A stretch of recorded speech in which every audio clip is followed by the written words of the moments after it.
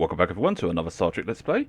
This time around I am playing on my Emrys account, or character should I say, and I am actually going to be showing off the 23rd century Dreadnaught cruiser, which is the prototype one. Also, another thing I'd like to make note of, they actually finally included hair for the cat people. So now I can actually make her look a little bit more like Emrys now, so she actually has the actual proper hair now. So I guess they must have heard me when I said I wish they would include the hair. So, tops to that. But yeah, I've been really busy sorting this character out, and so far I've been a bit, well, more than a bit, been very happy with the progress I've made on this character. I've been upgrading like the ground characters and such like that, because I realised again that I've been busy, more focused on the actual ships than I have been on the ground. So I thought, right, I better make sure that I actually go and work on the ground more as well, because I noticed that the ground was starting to get a little bit more tougher. What I'll do is I'm going to do two things. I'm going to take part in the Galactic Red Alert. I'm going to do the Folium one, and then I will do another task force operation to demonstrate the ship a little bit more better, because I got that feeling that these will just only take a few minutes. Not even that, because these are quite relatively quick. I am hoping to actually get something a little bit more different than what I usually have, but I can't promise about these task force operations because it depends what people want to play. But we'll see. We'll see. And yes, I'm hovering around Riser because it's a good source for information, especially when you want information about like other fleets and such like that, you know, which is the best fleet to join, or which is the best weapons to use in it, because lots of players do hang around here. I know that there are some that have a bit of a reputation for doing certain things which I won't mention, but there are other ones that are generally good at giving information and such.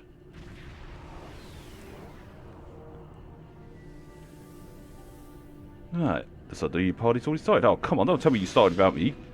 Come on, at least let me get involved in the action, yeah?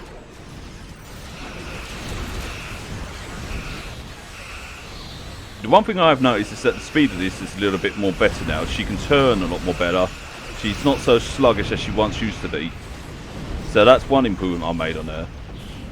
I mean, yes, she's still slow, but she's not like as bad as she was before. Her weapons are a lot more better, especially when it comes to giving critics and such like that.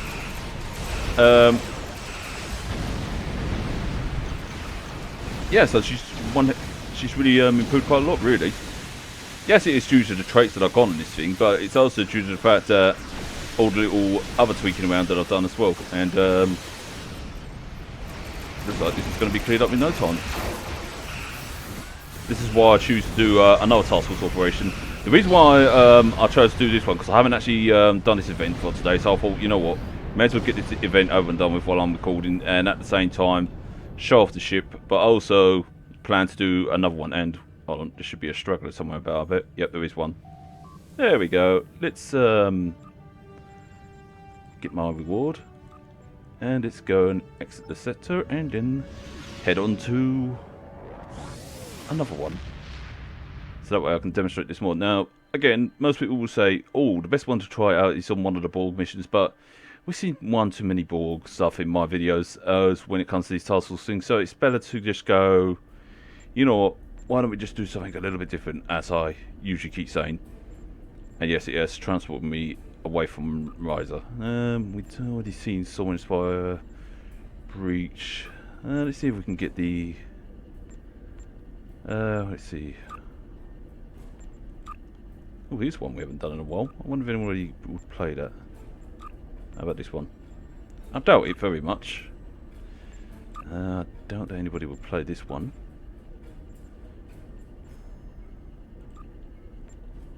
Let's.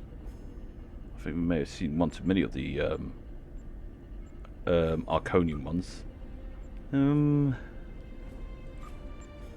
No, we already had one of those recently. We already had gravity kills.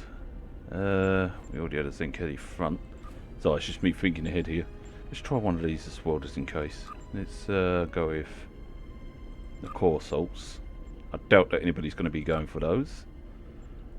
I might as well go with a swarm, because why not?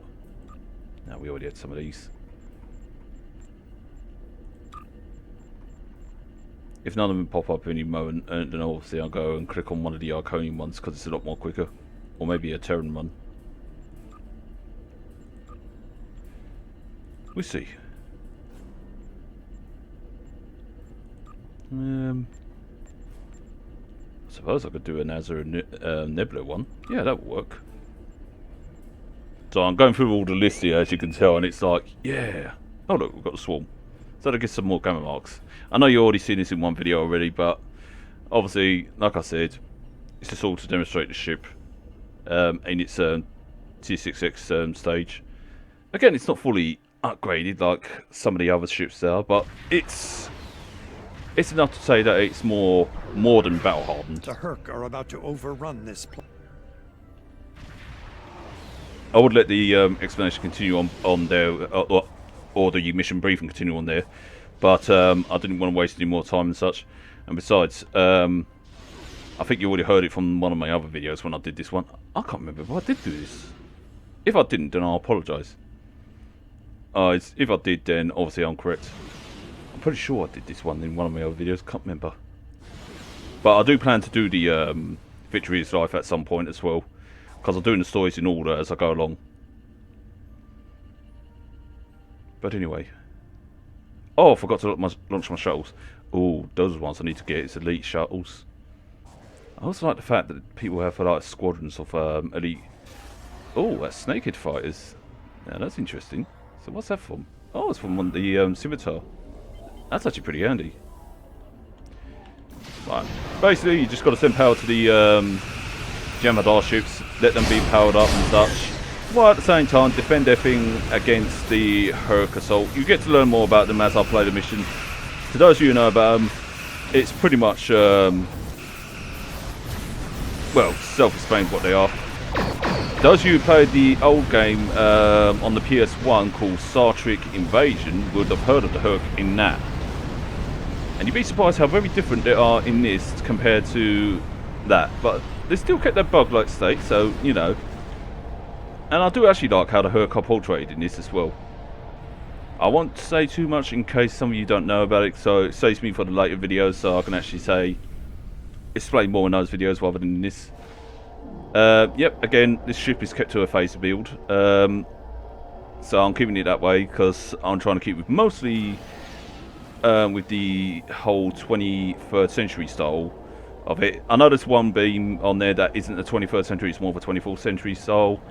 But that one's just to go with the weapon bonus. You could say that this ship has been upgraded between the 23rd century weapons and the 24th century weapons. There you go. That works. Well done. The Jem'Hadar. Right.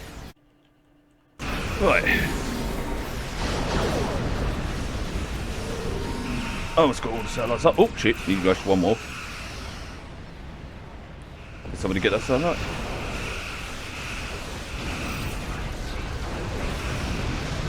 Luckily, this one is not too long. I mean, it is somewhat long, but not long. Ships are ready. Also, if you want to hear more of the briefing or the dialogue in this, just let me know and I'll gladly do another video where the dialogue is actually shown and such.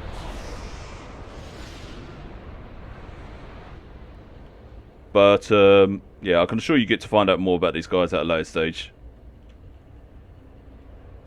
If not, if you want to actually look up some of the info about the Herc or any of the characters in this game, then there's plenty of YouTubers out there that do big reviews on these and that. In fact, some of them I actually do watch and follow to actually get some of the info about their theories and opinions about these races and such. In fact, one of the races I've been actually learning about is the old Hoth race, because there's certain stuff about them that wasn't 100% explained in the show, but yet was explained in books and such. And I thought, ooh, that's quite interesting.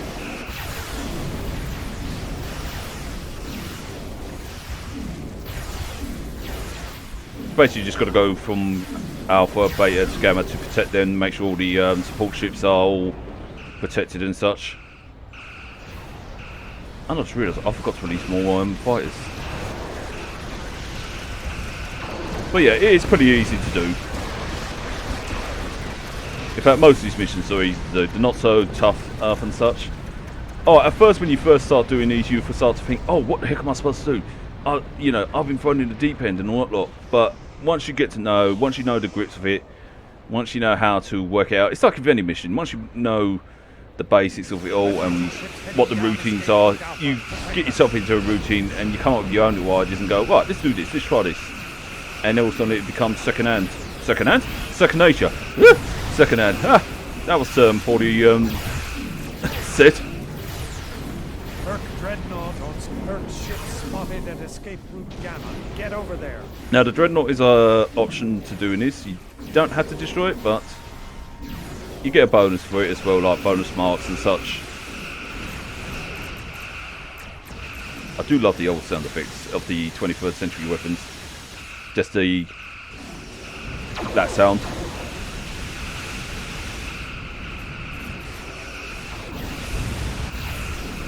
I've got to say, that person there is actually really gunning it with the weapons they've got on their ship.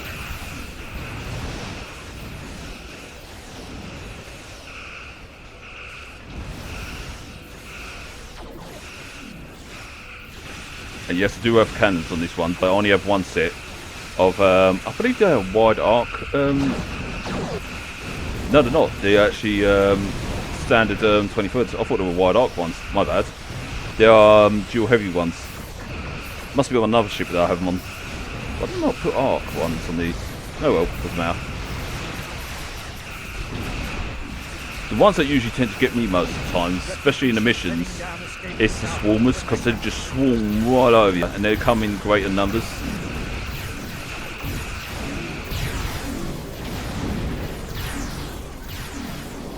Head to escape route Beta. Protect the refugee ships.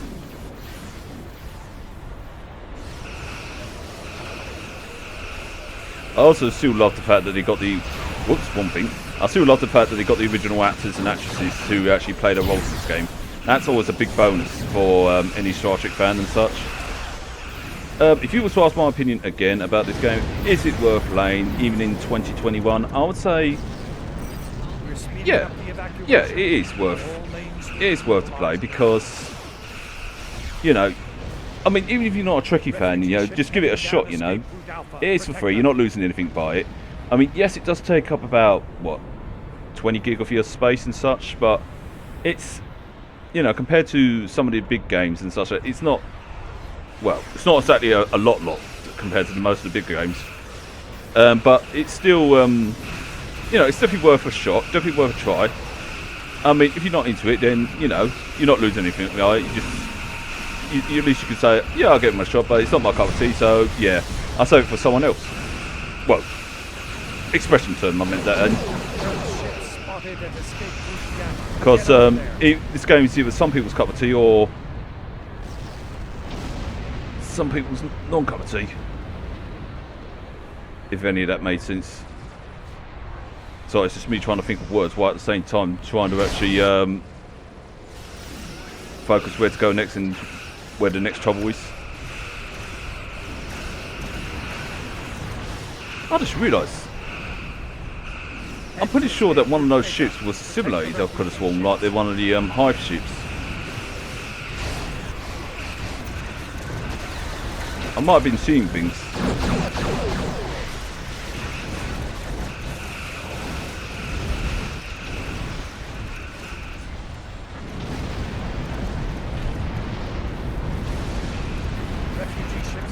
Oops, looks like there's little troubles there.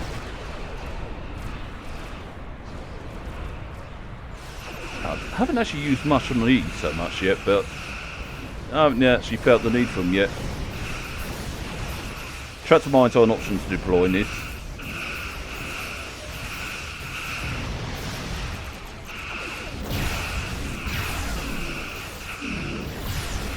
Oh, looks like some of the little so-and-sos are going for the refugee ships.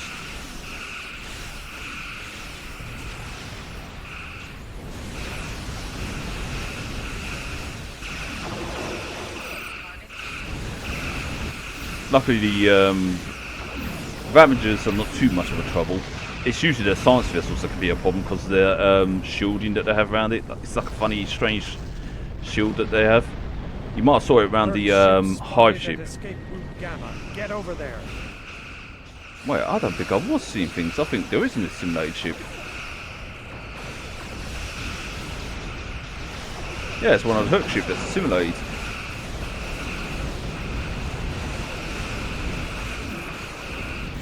Maybe I might have saw a hive ship that's simulated before, because I'm pretty sure I could have sworn I saw it. I'll look back on the video. Refugee ships heading down escape route Alpha. Protect them.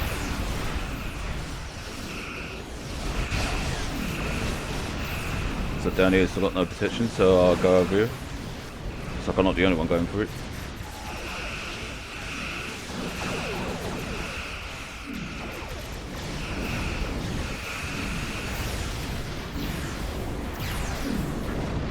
Now that's what you call teamwork.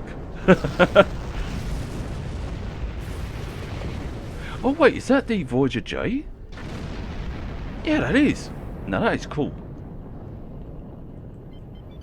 That's everyone. And we did it too.